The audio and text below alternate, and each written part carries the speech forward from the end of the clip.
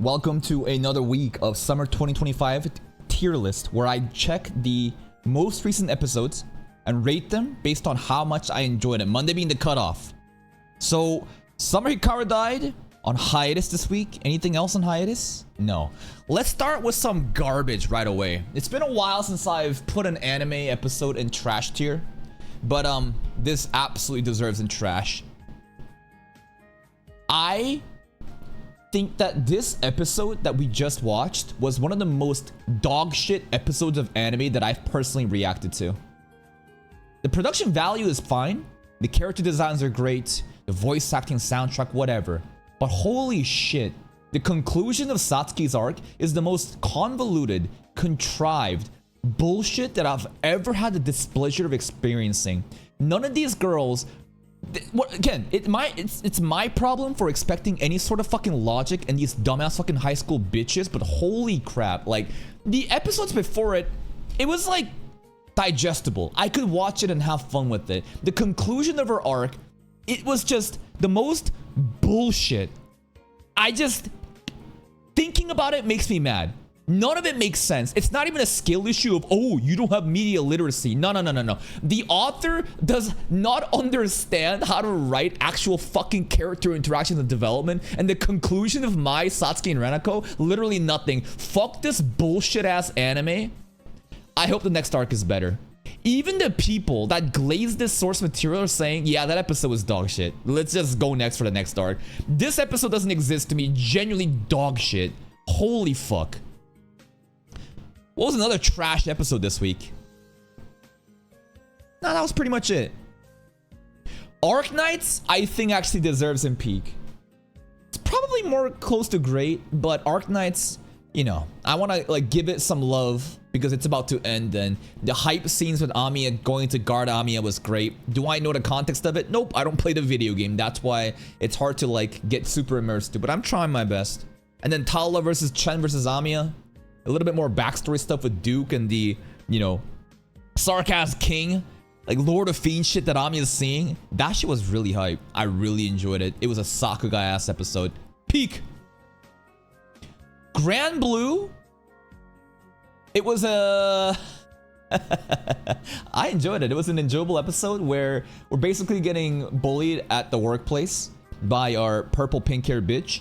But she's actually really fun. Iori and her, they play off of each other really well. And Busujima, even though she's a hater, I think she's really good for content. Now we have a new femboy. We have a new femboy character and he is in love with Iori. And he asked Chisa like, hey, oh, are you like into each other? Not femboy. I wonder how far we're gonna go with that character. But I mean, he's right there, man. He's right there. Welcome to the cast. It was fun. Fragrant Flower, I think goes to great. Another textbook episode in how this show is able to develop the character interactions beyond just the male and the female protag. The focus is mom.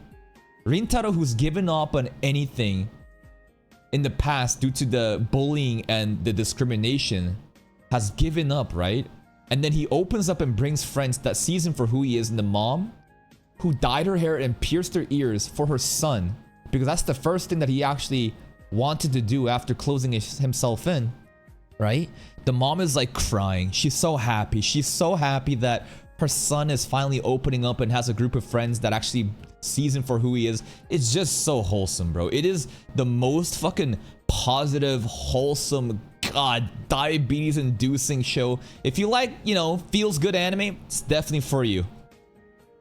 Dress Up Darling episode was, I'd say, good.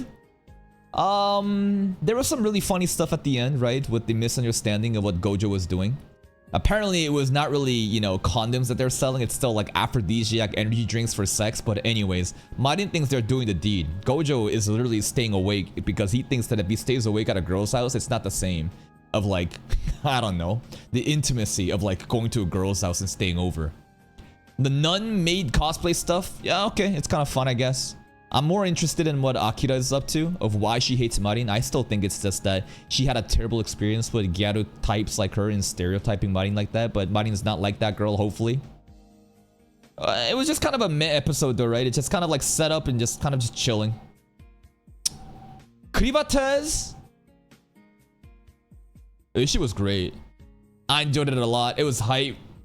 We drop in, Drell's doing his thing. We get to learn that Luna has an actual mom and she got a hammer, which is really cute and tiny. We got to see Alicia fighting too, right? Everybody's popping off. The wagon girl was really funny. The Magneto girl that we took as our basically public transport girl. She's very good for comedic relief, right? Because of how like nonchalant she is, but she's just... Anyways, it's just really funny. I just wish that more people were still enjoying Krivatez, but goddamn, this show definitely is the biggest fall off. Let's see. Is it really the biggest fall off? I think the biggest fall off still is actually this anime. There has... Nokotan was pretty bad too. But hold up. Villainous. Oji-san? Yeah. The craziest fall off is 36,000, 10k, 8k, into 2k. Wow. What is that? Like a multiplier of 15x? More than 15x. That's like a 18x drop. To have this kind of fall off is insane, but I think again, this anime right here, basically, people are really drawn into like 52-year-old man balding as a villainous. That's a crazy premise, but then they realize that, oh, this show's actually not really about that. Nokotan was also a crazy fall off, right? Let's see Nokotan. Nokotan starts with like 42k for the trailers and the openings. First episode is 18k. Then 12, then 9, then 5, then 4, then 2, and then it dies off right here. This is basically where like people are like, yeah, fuck this show. Now Krivatez. Not as drastic. First episode 12k, 8, 5, 6, and now struggling to get even 3,000. I mean, that's the life cycle for any show, right? It's gonna drop down. It's just unfortunate, but there's still a core, you know, audience that's still watching this shit, so it's fine. I'm not gonna drop it. We're gonna finish it. Mikado no Sisters. What do we do? Date episode. Fun. Great episode. Just wholesome, fun shit. With the girls trying to riz up the boy, but the boy is just submissive riz. Breedable, submissive Riz, and in turn, the girls gets Riz and I still think that the dad should have came to the date together. That would have been so funny. Where Yu tries to Riz the dad up because of how edgy and hardcore he is. It was a nice transition episode as we gear into Miwa's arc.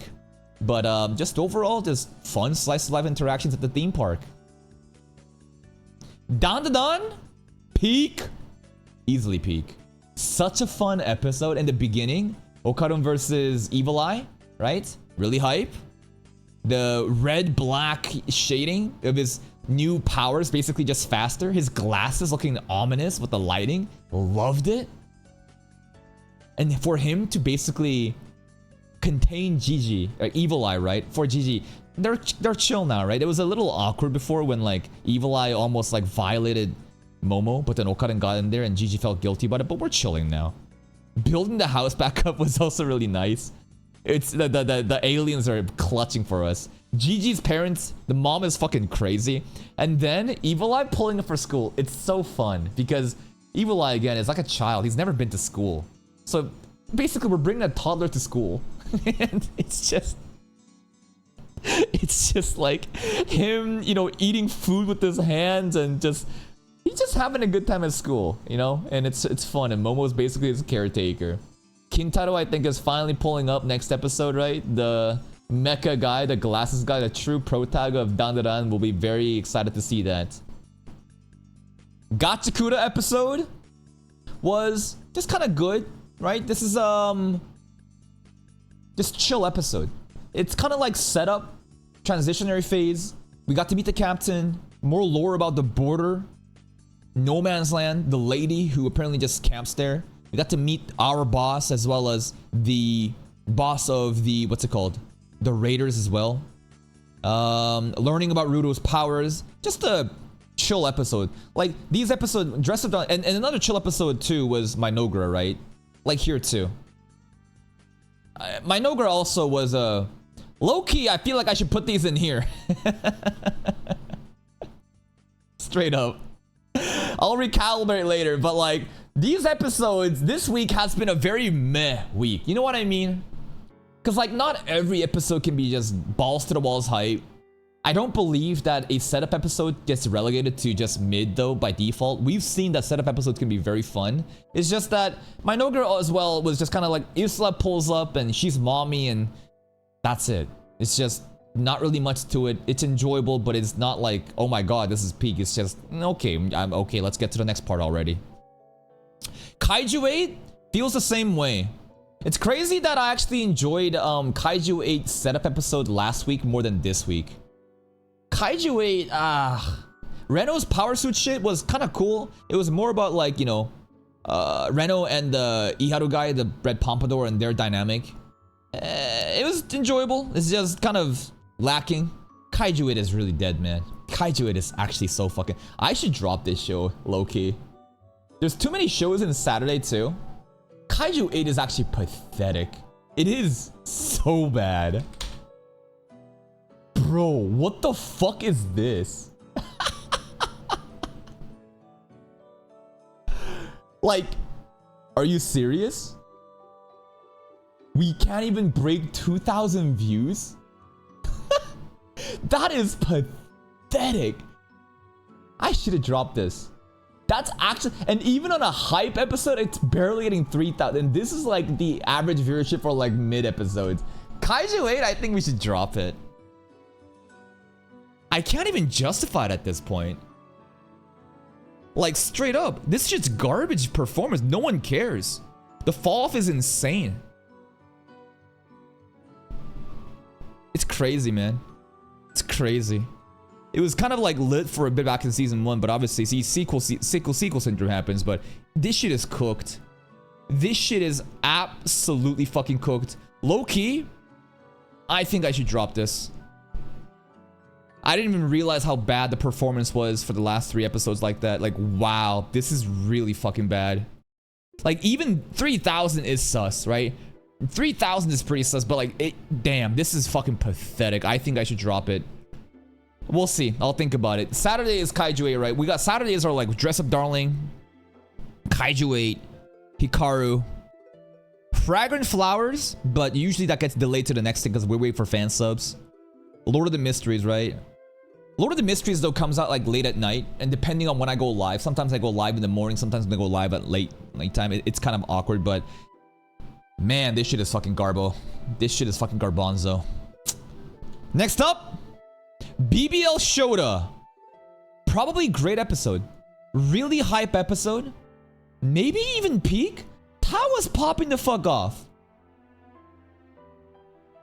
Fuck it. Just for Tao, I'ma put it in peak. I think Tao deserves it. She's a very under-loved character. She's always trying to find hot guys. Her entire philosophy of last episode was, why do you fight? Why do you get stronger? And she's like, because I want to be popular for hot guys. Fuck you. I loved how confident she was with it. And she proved that like her methodology and her mindset, the results, no matter how, you know, superficial you might think, who the fuck are you to, you know, judge that? And then like how basically it connects to Tao's like ancestors of the guy that we're fighting and how that guy gave up, even though the ancestor of Tao's told him not to give up. And he decided to, you know, take the shortcut out, but then Tao, you know, fucked him up. The fight was pretty fucking hype. I'm waiting for the actual fight against, you know, Lloyd and the, Ghislaine? No, that's fucking Epstein shit. the fake pastor guy. I forgot his name. Was there any other fight? Gatan, yeah. There was, Grim showing up at the end too. That was kind of hype. There was also... That's pretty much it. The fight with, like, the fake Grim guy was just pretty mid, but Tao stuff, I'll just put it in peak for that. Water Mage?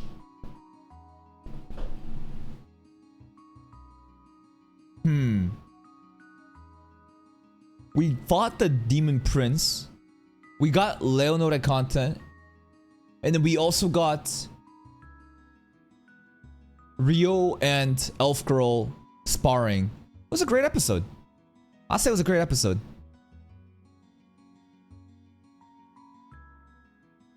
Yeah, it was a great episode. It was fun. It was nice. I just wanted a little bit more oomph in the animation quality against the demon. The quality has been really dropping off recently. It's still like Not as bad as the Goblin fucking the Great Title Boar episode. That one was just completely outsourced. It was an enjoyable episode for sure. I just wish the production value was a little bit tighter with how it used to be, but that's what happens when you show the potential of like, there's a reason why we don't like judge Minogra for that, because from the beginning Minogra was fucking dog shit in animation. Water Magician was really good, but now it's just like, where the fuck did it all go? Maybe there's like a significant moment in the future that it's saving up for, but still a fun watch. I enjoyed it. The elf girl is so happy that Rio is that strong, and their romance relationship, I think it's gonna start to bloom, and now Rio's gonna be able to go to somewhere else and as a bodyguard, and we'll see what the next arc is. Leonore also pulling up with some lore about the Akumas and the devils and the hero, and comparing Rio to the hero. That was pretty fun. Sakamoto Days?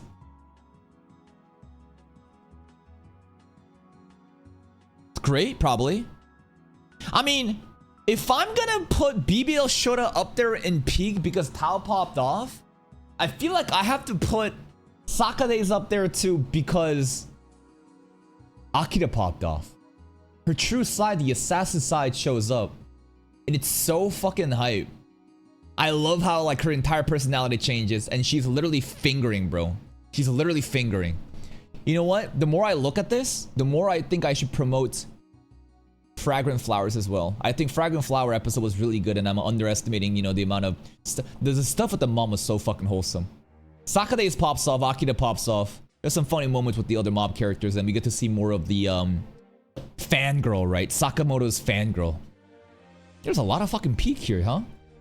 It's because like these, honestly, I think it's more astute to say like these should be down here. I'm just like promoting these up simply because they had like scenes that I just cared about a lot, like Amiya popping off, Akira popping off, the mom scenes, and then, you know, Tao popping off. To Be Hero X, I put that shit in God. I will. I'll put that shit in God. I thought it was. It was a fucking absolute hype fest of an episode. Dragon Boy versus Smile, and Nice just struggling with his inner conflict, and the overall direction to portray Nice's, you know, mental breaking. That was really good to see, man. The fight again was, it reminded me of the Boa versus Queen episode where this show, like, bro, you know how Solo Leveling basically had bursts of animation Sakuga moments for like a couple seconds? To Be Hero X just does that shit for 10 minutes, albeit not to the same ceiling in terms of quality, but still, god damn, the fights just go for so fucking long. And then X pulling up at the end. Oh my god. So fucking hype, man. The pedestrians are crazy in this show. Kill that boy. Kill that boy. And then X pulls up. Oh my god, peak. Yo, X. It's crazy. Nice was fighting Dragon Boy. And the audience is like, oh, that fucking flamboyant liberal cuck sissy. Oh, just, all these homophobic slurs are coming up from the audience, bro. Kill that boy. And then X pulls up, starts fighting Dragon Boy. The audience is like, whoa, this is so cool. Yeah, fuck Dragon Boy. What? What? Is it because X is such clouded that like the trust value makes people just like not care anymore? I think it is. I think the audience is intentionally being so wishy-washy because the author's trying to tell us that like, listen, this is the power of fear and trust, and X pulls up. Yeah, it's different from when Nice pulls up. Rest in peace, Smile. He died smiling. That's so sad. X looked very sentimental, right? Of Smile's death, and I think that again, we all saw it coming, that X is now gonna lock in and do whatever he's gonna do, and we're pretty much caught up to the current timeline, man. It's kind of crazy. Also, Moon might be Smile's daughter. Straight up. There's a very good chance Moon is actually Smile's daughter, and the reason Isol kills Moon is by the orders of Unk Rock, and Unk Rock made a look at that pendant that, you know, Smile had that X is clutching onto. I think it makes a lot of sense that Moon is gonna be the, you know, the daughter, but we'll see about that. Silent Witch. It was an episode of tears. Great episode. Great episode where we handle the fallout of the assassination plot, Casey going away, Monica crying, Monica finally opening up and having friend. Now she's hurt and she feels betrayed. That's really sad. We got to know about Denka. You know, the second prince was the one that was there in episode 1 looking at the Silent Witch. So, you know, there's some romance love that's already been set there. There's some second prince backstory. There's some funny scenes with Lewis too and the maid. Just transitionary episode, right? And a lot of emotional moments for Monica. Call of the night. Shibuya incident. Straight up. This shit was Shibuya incident. I'll put it here. Maybe it deserves peak. Maybe it does. I mean, there wasn't like a moment that really popped off. Anka was, it's her birthday on Halloween and she goes out and she starts shooting vampires for fun. She's just fucking around and the pedestrians are all like, wow. Wow. They must be shooting a movie. Where's the camera? I don't know. Finally, the vampires are gonna do what I asked them to do. Just kill her, bro. There's 6 of you motherfuckers. Y'all have superpowers. You guys can fly. How are you losing to this regular human? It's crazy. She doesn't even have her weakness anymore. Akun gets trashed. It's unreal how Anko reacts in time though. Even if Akun is a new vampire and doesn't have proficiency over his powers, for a regular human to be able to dodge and react and attack Akun, what the fuck? Maybe, you know, Anko got some crazy martial arts training that I didn't know about, and that's why she can keep up. But it's mind-boggling how she keeps up with the vampires. Fucking crazy. Overall, great episode, really fun. And now, the face-off, right? Anko and Nazna. What's gonna happen? We'll see. And the more I think about it, the more I realize this show is kind of fraudulent.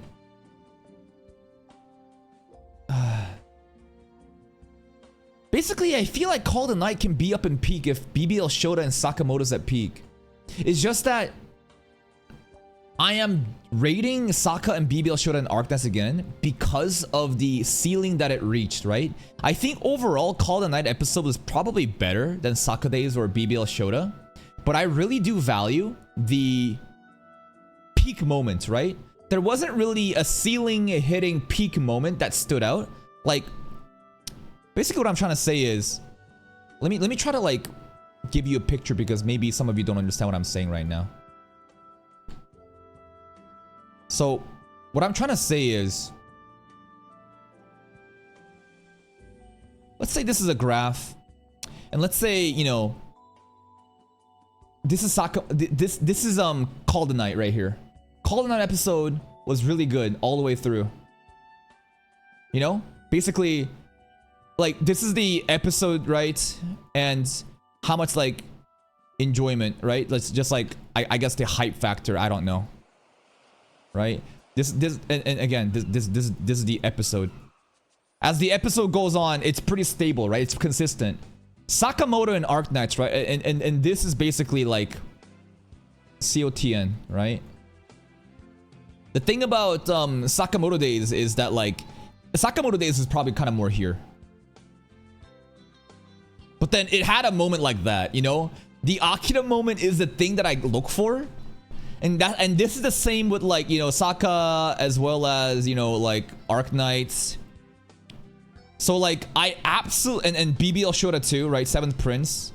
So like I absolutely understand that Call of the Night overall I think was better episode, but there wasn't really an insane moment of popping off. While Saka and Arknights and 7th Prince, even though the episode itself was not consistently good, the fact that it had a peak point that was better than the stable of Call of the Night is the reason that I'm like putting it like that. So I hope you understand what I value more, like specific hype scenes that elevate my hype level. And then finally, Lord of the Mysteries episode 11.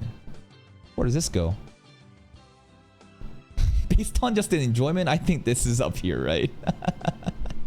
The amount of fucking sus Demoness Sex stuff was crazy. I think I enjoyed this more than To Be Hero X too. My god, the Demoness Sect stuff, the sus ass fucking shit with Sharon and the Saintess and the feet licking and the fucking fan service of these men who are now women. What the fuck? Yeah, Donghua's on top. Chinese supremacy, baby. China #1 apparently. I don't know. It's popping off right now. Really enjoyed the episode. It was really hyped too, and there was a lot of fun moments too, like finding the BDSM gear in the cupboard. When Klein opened the fucking drawers and there's like a handcuffs and a whip and a leather bondage, dude, I was like, what the fuck? The fight scene was really hype. Kenley dying was really sad. Done is done. Done is straight up, it's over. I don't know what's gotten over him. There's a blue light around his eyes. I thought that he was mind controlled by something.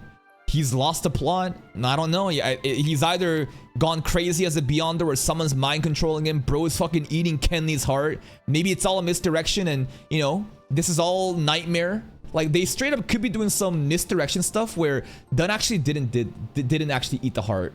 That was just a scene that Dunn showed to Klein through Nightmare in order to give him a Nightmare acting, you know what I mean? There's that possibility too. But the fact that he had his memories really good when remembering the sweet tea that Klein mentioned, which is such an insignificant fact during the old Neil episode, and the fact that Dunn also conveniently was waiting until, like, he used Nightmare and he thought that Sharon was under the Nightmare's effects, even though she broke out of it. And I get it, it's fine. And then the bullet grazed the statue and then Dunn wakes up. But that was also like, I don't know.